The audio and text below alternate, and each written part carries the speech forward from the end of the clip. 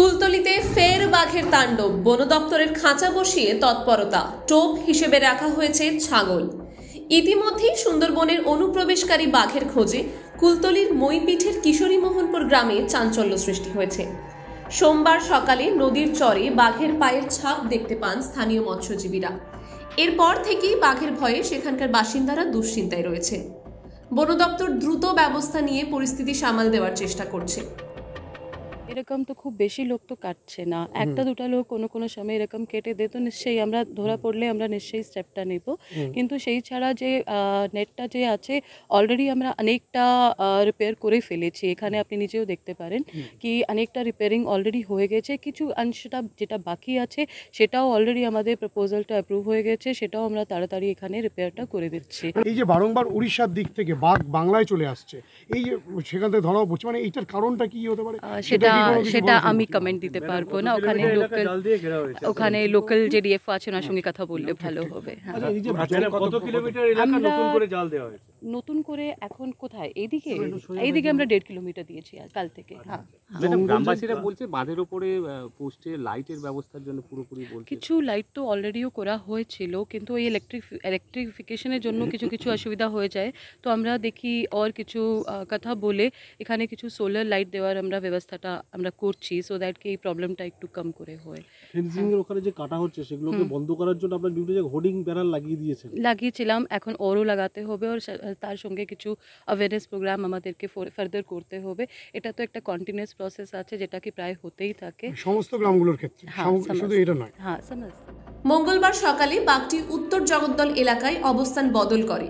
তার অবস্থান নিশ্চিত করে প্রায় 1 কিলোমিটার এলাকা জুড়ে জাল দেওয়া হয়েছে। গ্রামবাসীদের নিরাপত্তা নিশ্চিত করতে জঙ্গলের ধার ঘেঁষা এলাকাগুলোই নজরদারি বাড়ানো হয়েছে। প্রশাসনের নির্দেশে স্থানীয়দের জঙ্গলে প্রবেশ করা আপাতত বন্ধ করা হয়েছে। পাশাপাশি বাঘটিকে বন্দি করতে বন দপ্তরের পক্ষ থেকে একটি বড় খাঁচা আনা হয়েছে, যেখানে টোপ হিসেবে রাখা হবে একটি ছাগল।